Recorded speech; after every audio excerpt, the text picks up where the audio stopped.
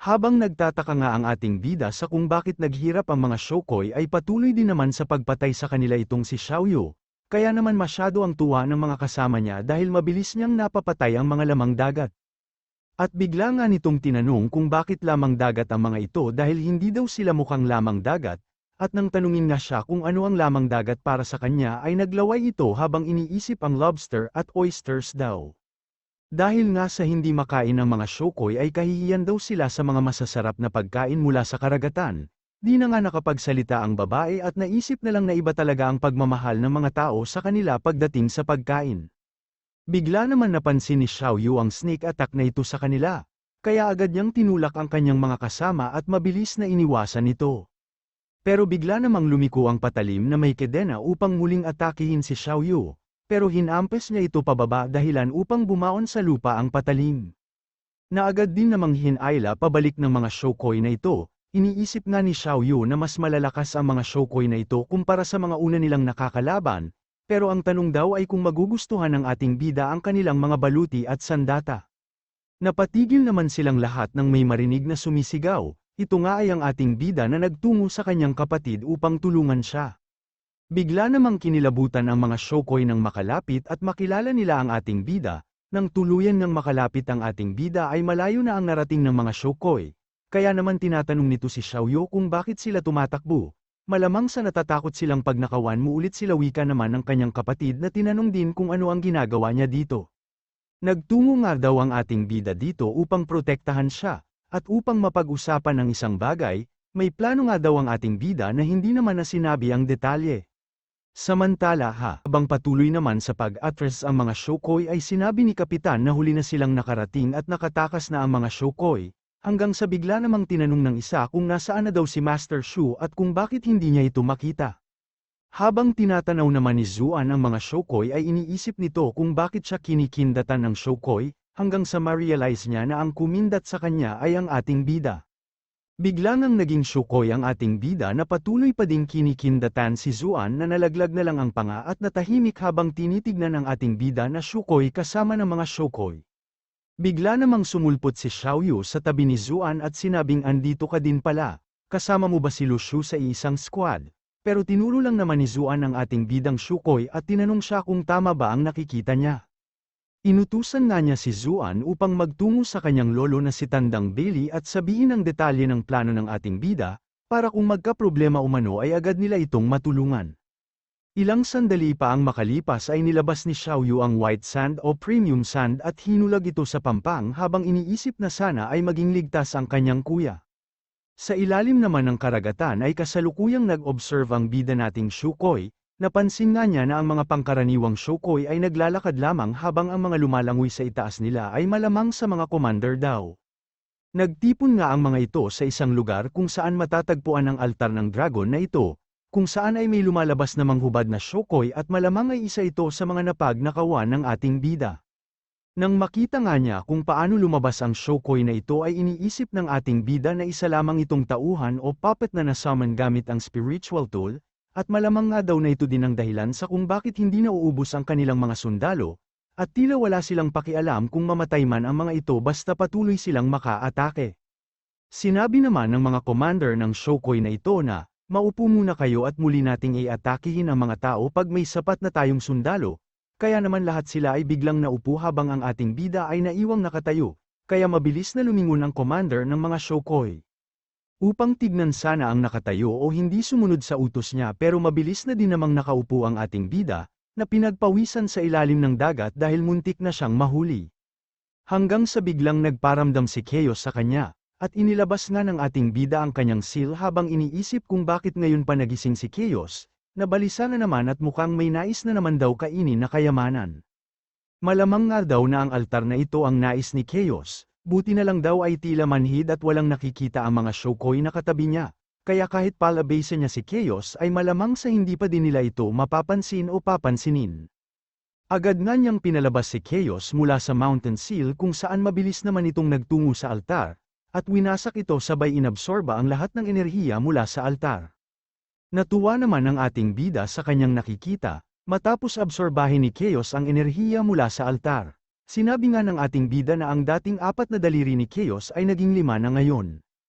Bigla nga itong nagpasikat at naglabas ng kanyang enerhiya dahilan upang tuluyang masira ang altar at mamatay ang mga Shokoi sa tabi ng ating bida. Samantala napapatanong naman ang commander ng mga Shokoi sa kung sino ang Sum-Iron ng kanyang altar at mga sundalo, at dahil sabistado na naman ang pagpapanggap ng ating bida ay kailangan na din niyang patayin ang commander ng Shokoi. Habang hawak nga niya ang kanyang seal ay inutusan niya si Chaos upang patayin ang Shokoi na agad naman itong ginawa, dahilan upang makatanggap ng 1,000 points ng negative emotion ang ating bida. Matapos nito ay pinabalik na niya si Chaos sa seal, at habang nakatingin ito sa mga nagkalat na baluti at sirang altar ay iniisip ng ating bida na ang altar na sinira ni Chaos ay ang pinagmumulan ng kanilang sundalo, at dahil sa wala na ang altar ay hindi na makakapag-summon pa ng sundalo ang mga ito. Pero kung iisipin nga daw niya ang nangyari ay parang hindi na makapaghintay ang Holy Dragon sa altar na absorbahin siya ni Chaos, kaya malamang na nakulong daw ang espiritu ng Holy Dragon na yun sa altar. Pero wala na daw siyang pakialam kahit espiritu pa ng Holy Dragon ang inabsorbo ni Chaos, dahil ang mahalaga ngayon ay makuha niya ang lahat ng armor na nakikita niya. Hanggang sa ilang sandali pa ay nakarinig ito ng mga naglalakad, at biglang sumigaw tinatanong kung ano ang nangyayari, kaya naman nagulat ang ating bida.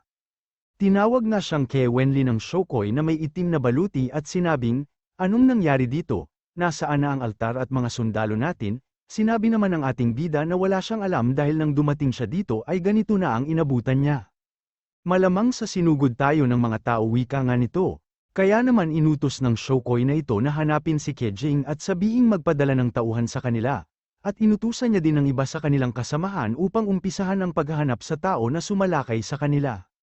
Habang ang ating bida naman ay iniisip lang na wrong timing ang pagpunta ng mga Shokoi na ito dito, kaya mainam daw kung makahanap siya agad ng pagkakataon upang makuha ang mga nagkalat na baluti at umatras na. Pero nilapitan siyang muli ng Shokoi na may itim na baluti at muli ding tinawag sa pangalang Wenli, sinabi nga nito na malamang sa malakas ang tao na sumugod sa kanila, kaya magiging mapanganib para sa kanya kung mag-isa siya at dapat na lang siyang sumama sa grupo niya, na hindi naman natanggihan ng ating bida. Samantala sa isang lugar sa ilalim ng karagatan ay pasimpleng lumalapit ang ating bida sa nakaitim na baluti, at habang sinusundot-sundot nito ang itim na baluti, ay iniisip ng ating bida na mas mataas ang antas ng mga baluting ito at ibig sabihin daw ba nito ay mas matalino din ang mga Shokoi na ito. Pero mainam daw sana kung makakakuha siya ng kahit isang set lang ng itim na baluti. Bigla namang lumingon ang Shokoi at tinatanong kung ano ang ginagawa niya. At sinabi nga lang nito na wala naman sinusubukan ko lang hanapin yung tao, habang iniisip na mas may utak nga ang mga ito kumpara sa mga nauna nilang nakalaban na Shokoi. Ilang sandali pa ay tinanong siya ng isang Shokoi kung kamusta na ang paghahanap niya, pero wala pa nga daw resulta wika naman ng ating bida, at habang nag-uusap nga ang mga ito ay iniisip ng ating bida na pag alam na niya ang buong sitwasyon dito ay tuturuan niya sila ng leksyon. Samantala sa isang hall naman ay tinatanong ng Shokoi na nakatalikod kung nakita na ba nila ang tao na sumugod sa kanila, pero humingi lang sila ng patawad dahil hindi pa nila ito nahahanap. Kaya naman sinabi nito na, "Wala kayong kwenta, alam nyo na kung ano ang dapat ninyong gawin." Inalis nga ng mga Shokoi ang kanilang mga helmet habang ang ating bida ay iniisip pa din kung ano ang nangyayari at kung bakit nila inalis ang mga helmet nila.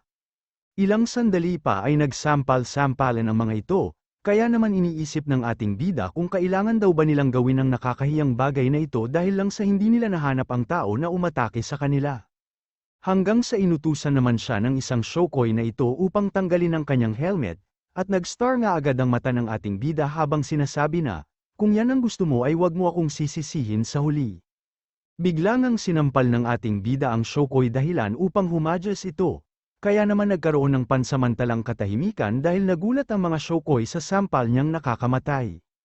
Habang tuloy-tuloy nga ang pasok ng negative points at nakatingin ang lahat ng Shokoi sa ating bida, ay iniisip nito na hindi ko naman ginamitan ng kapangyarihan ko yung ginawa kong sampal, bakit siya nahagis, sadya bang mahihinang nilalang lang ang mga ito. Tinanong nga ng leader nila kung sino daw siya. At habang nakapalibot na sa kanya ang mga Shokoi na ito ay sinabi ng ating bida na lagi na lang talagang nabibisto ang pagpapanggap niya pag gumagamit siya ng muka ng iba, sabay sinabing Xiaoyu ito na ang oras.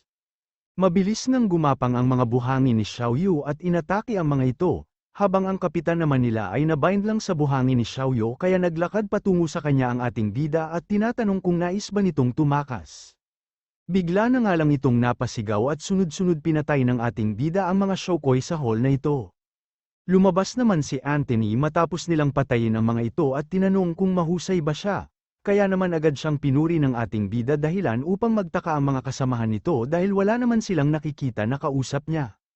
Matapos ngang makakuha ang ating bida ng itim na baluti ay sinabi niyang mas makapangyarihan o matibay ito kaya malaki umano ang pakinabang nito pag nakikipaglaban siya. Hanggang sa bigla na namang may dumating na Shokoy, kaya iniisip ng ating bida na kakapalat ko lang ng muka may dumating na naman.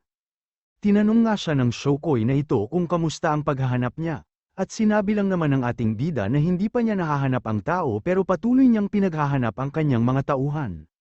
Samantalahin mo ang pagkakataon na ito wika naman ng Shokoy, pag nahanap mo ang tao ay tutulungan kita upang makapag-ensayo ka sa altar ng dragon ng 3 araw, kaya nagpasalamat naman ang ating bida at tinawag itong Sir. Bigla nga nitong sinabi na, di ba sabi ko sa'yo hindi mo ako kailangang tawaging Sir pag wala namang nakakakita sa atin, kaya naman pinagpawisan ng ating bida dahil hindi niya inaasahan ito dahil ang ginamit niyang muka ay malapit sa Shokoy na ito. Dahil nga sa hindi niya alam ang ugnayan ng ginamit niyang muka sa Shokoy na ito ay tinawag niya itong ate, kuya kapatid dod, at sunod-sunod nga ang pasok ng negative points mula sa Shokoy na si Keming. Bigla namang sumigaw ito at sinabing nababaliw ka na ba, ako ang uncle mo, pero inutusan lang ng ating bida si Xiaoyu upang patayin ito at kung bakit daw ba kasi hindi na lang niya hinayaan ng ating bida nang tawagin siyang Sir, edi sana hamaba pa ng konti ang buhay mo wika nito. Matapos nga nilang mapatay ang Shokoy ay inalis naman na ng ating bida ang kanyang mask, pero hindi pa din nagbago ang kulay niya. Tinanong naman ni Xiaoyu o Anthony kung saan na sila magpupunta ngayon, dahil napatay na daw nila ang lahat ng kalaban dito at nakuha na din lahat ng mga armors nila. Kaya naman iniisip ng ating bida ang sinabi ni Keming na Dragon Altar sa Grand Palace, at sinabi nga nito na magtutungo sila sa Grand Palace upang makakuha pa ng mas madaming black armor.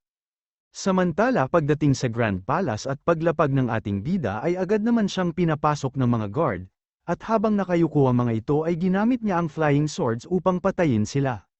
Matapos niyang mapatay ang mga bantay ay sinabi ng ating bida na huwag itong lalayo sa kanya at mas mainam kung mag-iingat sila. Pagpasok nga ng ating bida sa Grand Palace ay nagulat ito, hindi nga daw niya inaasahan na dito niya makikita ang iba pang Shokoy na may itim na baluti. Lahat nga daw ng mga ito ay C-rank at nakaitim na baluti pa kaya mahihirapan siya sa mga ito. Kaya naman iniisip na ng ating bida kung dapat ba siyang magpahabol sa mga ito sa pampang upang makahingi ng tulong mula kay Tandang Bailey. Pero pag nanghingi nga daw siya ng tulong kay Tandang Bailey ay hindi niya makukuha ang mga baluti nila. Binati nga siya ng lahat ng mga ito at tinawag na Sir matapos siyang pumasok, at iniisip nga ng ating bida na bahala na at itutuloy na lang niya ang kanyang plano. Agad nga nitong sinabi na humanda kayong lahat at sumunod kayo sa akin, oras na para patayin ang lahat ng tao sa isla upang ipakita at parusahan sila sa pagpasok sa ating nasasakupan.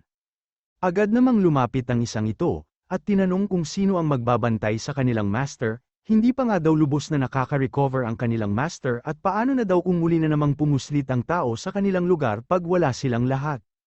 Iniisip naman ng ating bida na may leader o master pa pala ang mga nakabaluti ng itim na Shokoy, pero hindi pa naman daw nakaka-recover ang master nila kaya hindi kailangang mag-alala ng ating bida.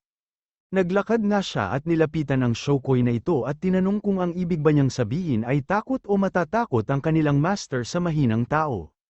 Habang humihingi nga ng patawad ang Shokoy na ito sa kanyang mga sinabi ay inutusan siya ng ating bida na tanggalin ang kanyang helmet. Habang ang ibang Shokoy naman ay iniisip na si Keming o ang ating bida ang tumatayong master nila habang nagpapagaling pa ang tunay nilang master, iniisip pa nga ng mga Shokoy kung nasisiraan na ba ng ulo si Keyon dahil sa nang-ahas itong asarin si Keming. Habang iniisip nga ng Shokoy na ito na ang ilang sampal ay siguradong kakayanin naman ni Keyon. Pero biglang lumipad patungo sa pintuan si Keyon matapos makatanggap ng isang sampal mula sa ating bida. Sa pagbagsak nga ni Keyon ay nagulat na may halong pagtataka at takot ang lahat ng mga Shokoy. Iniisip nga ng mga ito na mukhang seryoso si Keming ngayon dahil sa lakas ng sampal nito na nagdulot ng kamatayan ni Keyon. Bigla nga silang nanginig sa takot nang tumingin sa kanila ang nagagalit na mukha ng ating bida, Iniisip nga din ng ating bida na mga grupo pala ito ng duwag at wala man lang ginawa matapos niyang patayin ng isa sa mga kasamahan nila. Kaya mukhang mapapatay pa niya ang ilan sa mga ito nang walang problema. Sinabi nga ng ating bida na hindi nila kailangang galawin ang katawan niya at hayaan lang ito dito. Pero sana daw ay magsilbi itong aral sa kanila upang hindi na sila manggahas na magsalita pa ulit ng ganun sa harap niya. Sabay sinabing may punto naman ang mga sinabi ni Keyon kanina, kaya maiwan ang ilan sa inyo upang bantayan si Master, at namatay nga daw si Keyon nang walang dahilan.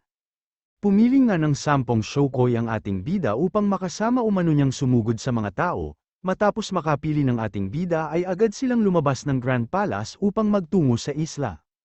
Habang patungo nga sila sa isla ay iniisip ng ating bida na kung magtutulungan sila ni Anthony ay madali lang nilang mapapatay ang 10 Shokoi na nakasunod sa kanya.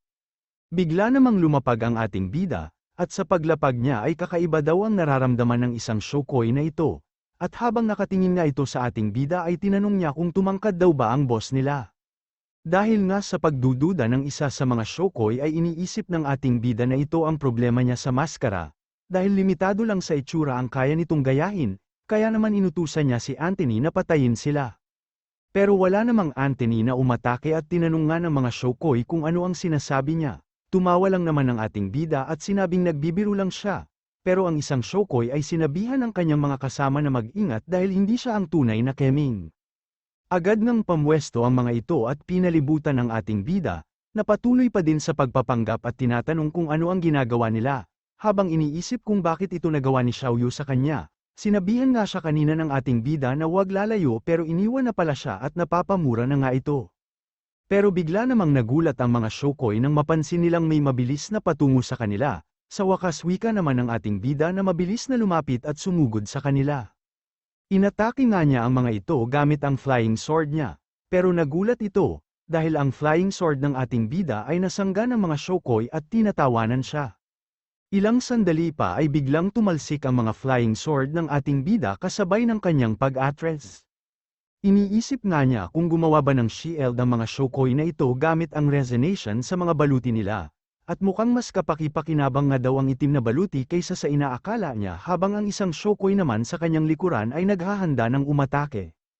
Inatake nga niya ang ating bida dahilan upang kumalat ang buhangin sa tubig, pero mabilis namang nakatalo ng ating bida upang iwasan ito, at tinawag si Anthony.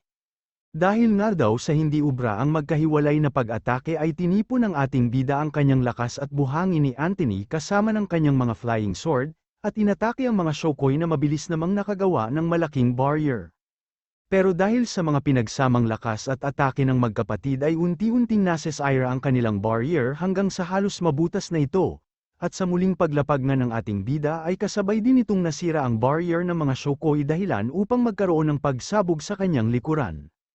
Sa pag-alis nga niya ng kanyang mask ay sinabi ng ating bida na muli na naman siyang nakalusot o nasolusyonan ang mga nilalang na nakabisto sa pagpapanggap niya. Habang nakatingin nga siya sa mga namatay na Shokoi ay inutusan niya si Anthony upang kunin ang lahat ng mga itim na baluti nila. Makapangyarihan nga daw ang mga baluti na ito wika ng ating bida, dahil sa nakabuo sila ng malakas na barrier gamit lamang ang 10 set ng itim na baluti nila, at malamang na mas matibay at makapangyarihan pa daw ang magagawa ng mga baluti na ito kung mayroon silang 100 set nito. Bigla namang nagtaka ang ating bida, dahil si Anthony na inuutusan niyang alisin ang mga itim na baluti mula sa mga Shokoi ay pinapakita lang ang puti o silver na isdang ito. Tinanong nga ng ating bida kung ano ang gagawin niya dito, pero sinabi lang naman ito na ilagay niya ito sa kanyang space equipment. At ginagamit daw pala ni Xiaoyu si Anthony upang manghuli ng isda nung mga oras kailangan niya ng tulong nito. Mukha naman daw kasing masarap yung isda wika ni Xiaoyu na naglalaway pa kaya hindi niya napigilan ang kanyang sarili na gamitin si Anthony upang huliin ito.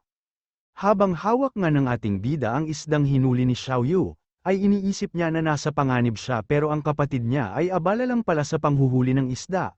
Nagwawala na nga ito sa isip-isip niya habang tinatanong kung paano ito nagawa sa kanya ng kanyang kapatid, at ang ating bida nga na madalas ay nakakatanggap ng negative emotion points sa iba, ay siya namang nagbigay ng negative points ngayon sa kanyang kapatid na iniwan siya dahil sa isang isda.